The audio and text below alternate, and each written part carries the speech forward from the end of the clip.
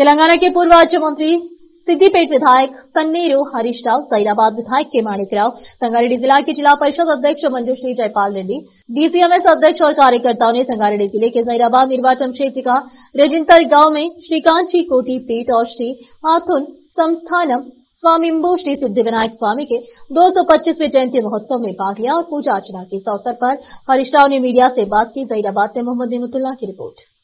రేచింతల్లో స్వయంభూ సిద్ధి వినాయక 225వ జయంతి ఉత్సవాల్లో పాల్గొనడం జరిగింది। చాలా సంతోషం।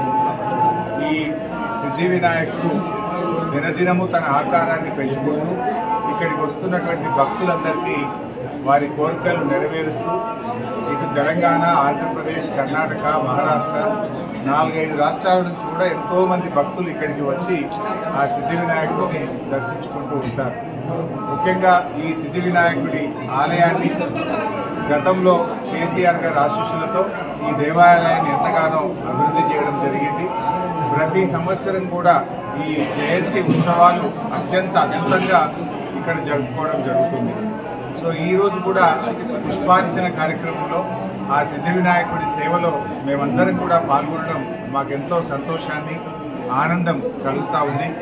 ఒకవైపు పెద్ద ఎత్తున యజ్ఞహోమ కార్యక్రమాలు, మరొక వైపు పుష్పార్చన కార్యక్రమాలు ఇవన్నీ కూడా బాగా జరుగుతూ ఉన్నాయి।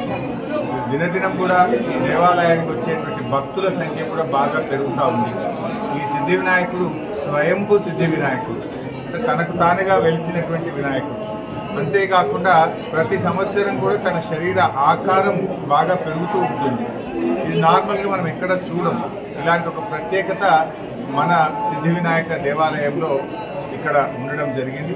మరి ప్రతి సంవత్సరం నేను కూడా ఇక్కడికి వచ్చి మా గౌరవ శాసనసభ్యులు మాణిక్రావు గారు, పార్టీ సీనియర్ నాయకులు, మరి జిల్లాలోని ఇతర ప్రజాప్రతినిధులు, శాసనసభ్యులు అందరం కూడా వచ్చి ఆ సిద్ధి వినాయకుడి ఆశీస్సులు పొందడం జరుగుతూ ఉంది।